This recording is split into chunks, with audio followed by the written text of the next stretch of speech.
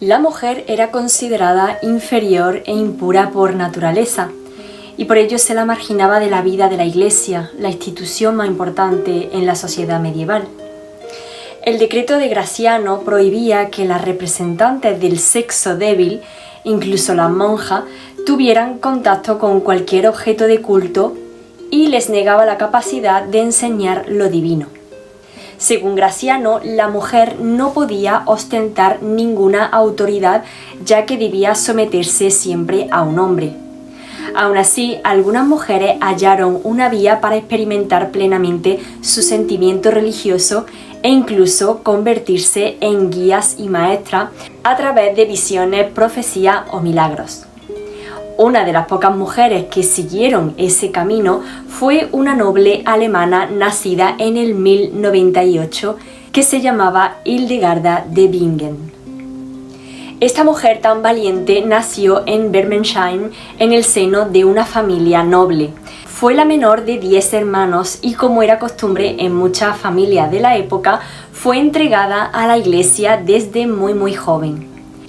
A los 8 años fue confiada al cuidado espiritual de Jutta Sponheim, una anacoreta que vivía en una celda anexa al monasterio de Disibodenberg.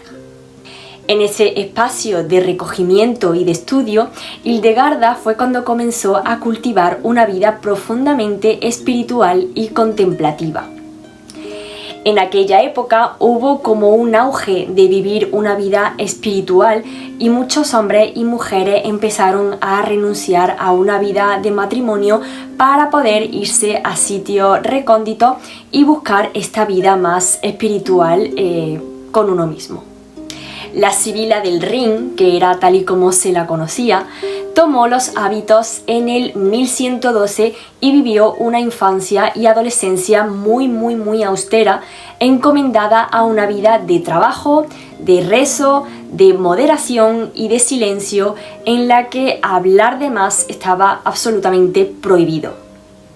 Su maestra en su búsqueda religiosa, esta tal Jutta que os comentaba, apenas comía y rezaba durante horas de pie y sin calzado.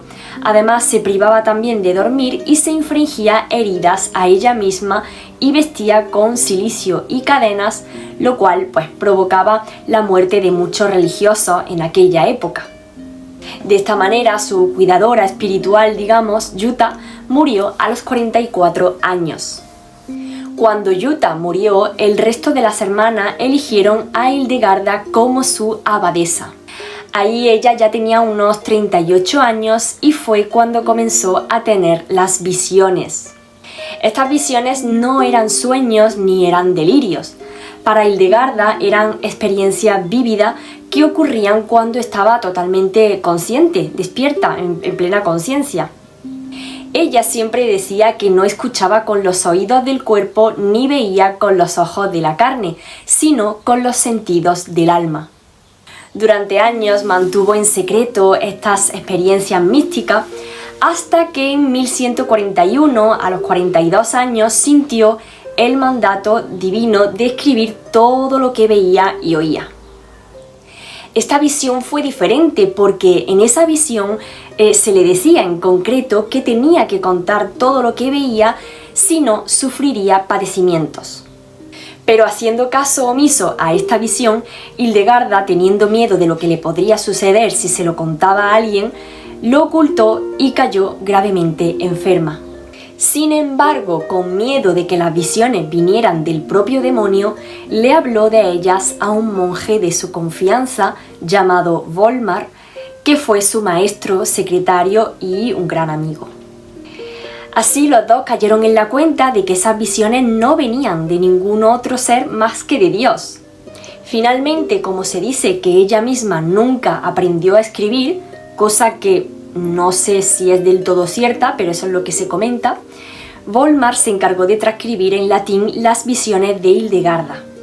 Este monje era una forma de control masculino que tenía por objetivo tranquilizar a los superiores eclesiásticos.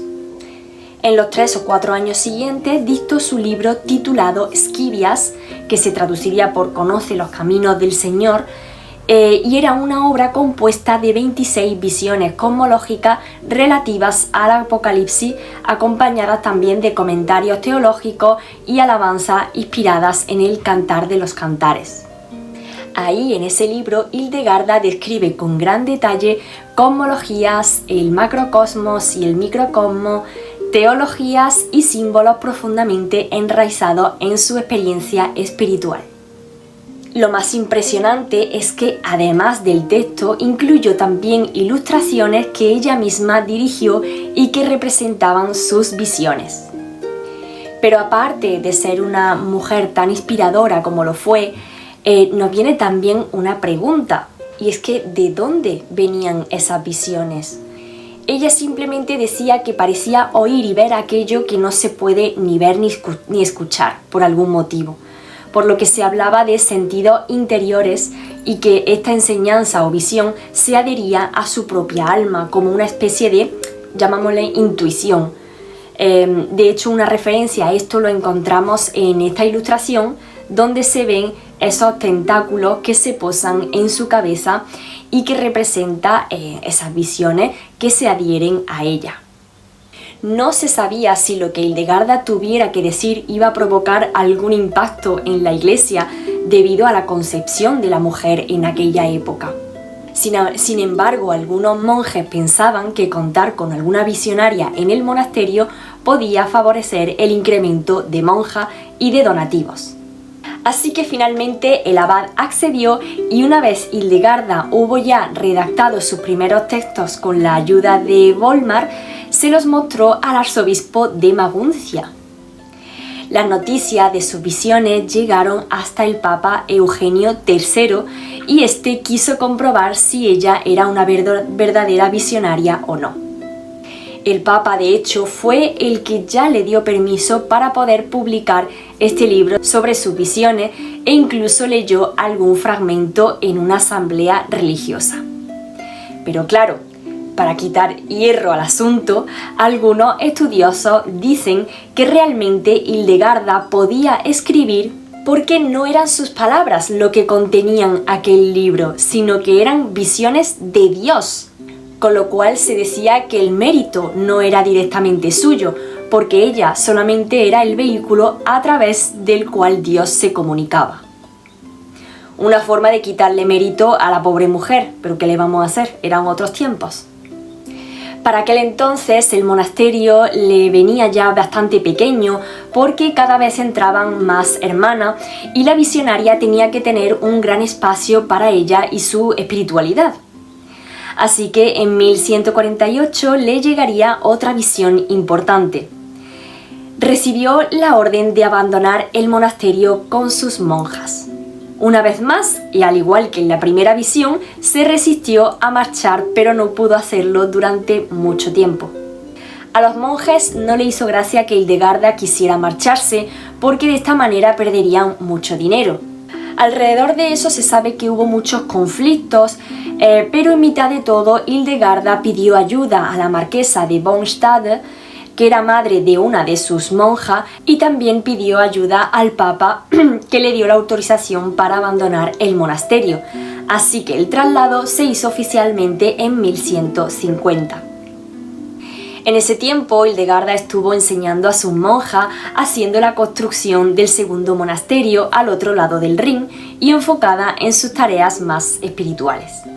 Mirad, yo es que a cada paso que daba investigando a esta mujer digo, es que es la puñetera ama, es maravillosa, es la personificación de Dios realmente, porque es que además de su obra mística, Hildegarda fue una gran naturalista y médica. Escribió 2 tratados fundamentales y en ellos reunió un saber enciclopédico sobre plantas, animales, piedras, enfermedades, y todo ello siempre desde una perspectiva que integraba lo físico, lo espiritual y lo energético.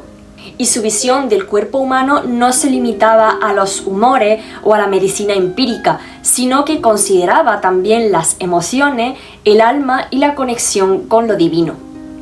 Uno de sus conceptos más conocidos es el de viriditas, que podemos traducir como la fuerza verde o el verdor vital. que es una especie de energía latente que atraviesa todas las cosas vivas y que para ella era como la expresión directa del espíritu creador de Dios. Estas viriritas es, en cierto modo, una noción mística de la vitalidad, una especie de energía sagrada que impulsa la salud, la creatividad y el florecimiento interior y exterior. Yo con esta especie de energía supongo que se refiere a esa parte del alma que es esa energía vital, esa parte que da calor, el prana hindú, el neuma griego, si no me equivoco, esa fuerza vital que nos mantiene con vida. Incluso cuando hacemos viajes astrales, cuando nos proyectamos en el mundo onírico, es esa fuerza, ese alma que reside en nosotros, que está ahí, y aunque nosotros hagamos esa salida extracorpórea, sigue quedando esa energía vital que es la que nos mantiene con vida. De esto ya hablaba también en algunas concepciones del alma que se tenía en la antigüedad. También en su libro de la sutileza trató con bondad las cuestiones relacionadas con el aparato genital femenino, sobre todo temas como la primera regla y la menopausia. Esta obra fue un gran progreso teniendo en cuenta pues que vivía en un mundo convencido desde la antigüedad de que la sangre menstrual era maléfica y podía incluso hacer cosas tan inverosímiles como transmitir la rabia o marchitar la hierba, entre otros. Otro aspecto fascinante de Hildegarda es su invención de un lenguaje propio, el lingua ignota o lengua desconocida. Este idioma, que recoge alrededor de unas 1000 palabras, estaba acompañado por un alfabeto original. Aunque no se sabe con certeza si fue creado como un código espiritual, una forma de canalizar lo inefable o simplemente como una herramienta simbólica, pero lo cierto es que demuestra su voluntad de ir más allá de los límites del lenguaje humano para expresar lo divino. Pero Hildegarda no solo escribía, es que atención con esta señora que es Dios, literalmente que es Dios, es que también componía música. De hecho, es una de las compositoras más antiguas de las que se conserva una obra completa.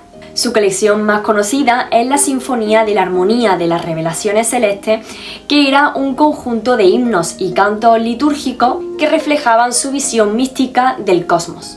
Su música es única dentro del contexto medieval, ya que no sigue estrictamente las convenciones del canto gregoriano, sino que fluye más como de manera libre, con saltos melódicos amplios y también una sonoridad que buscaba una elevación espiritual. Muchas de estas composiciones estaban destinadas a ser cantadas por las monjas de su comunidad, pero no solo como actos litúrgicos, sino como ejercicio de, como ya os digo, de elevación del alma. A lo largo de su vida, su voz era respetada, temida y escuchada, y se convirtió en una figura muy influyente en los círculos religiosos y políticos de su tiempo, y los clérigos, nobles y ciudadanos se reunían para escuchar sus sermones. En una época en la que las mujeres pues, no tenían acceso al púlpito ni a la autoridad pública, Hildegarda hablaba en nombre de Dios y su autoridad espiritual era reconocida incluso por aquellos que gobernaban. Es que hablemos de que esta señora en aquella época consiguió la autoridad del Papa para publicar su obra.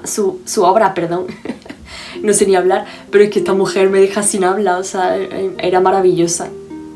Finalmente, como todo ser nacido, vivido y criado en esta tierra, finalmente murió en 1179 a los 81 años, rodeada de sus monjas, y su legado siguió creciendo con el tiempo. Fue canonizada oficialmente en 2012 y fue declarada doctora de la Iglesia por el Papa Benedicto XVI, un título que era reservado a aquellos quienes han hecho aportes excepcionales a la teología. Pero más allá de los reconocimientos eclesiásticos, Hildegarda sigue siendo para muchas personas hoy una figura luminosa que encarna esa unión entre conocimiento, intuición, espiritualidad, arte y naturaleza. Su legado ha servido para el mundo con ojos abiertos a lo invisible, a reconocer la fuerza de lo vivo, de lo vegetal, de lo simbólico. Su legado ha servido para ver el mundo con ojos abiertos a lo invisible, a reconocer esa fuerza de lo simbólico, a crear ese puente entre ciencia y mística, entre cuerpo y espíritu, entre lo humano y lo divino.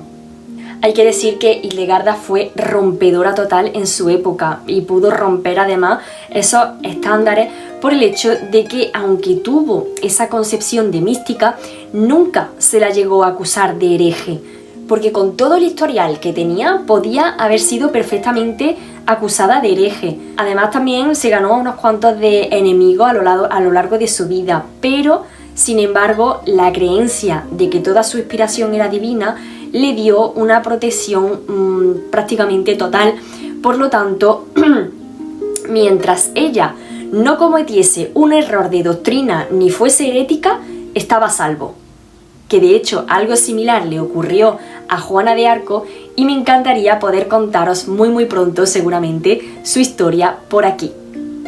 Así que bueno, en conclusión, esta señora era una mujer absolutamente brillante, la admiro mucho y espero que os haya gustado mucho saber sobre ella. Así que dejadme en los comentarios qué pensáis y si queréis añadir algo más sobre ella o si queréis que hable de la historia de otras personas que pudiesen estar relacionadas de alguna manera. Así que toda aportación dejádmela por aquí abajo. Os mando un abrazo enorme y hasta pronto.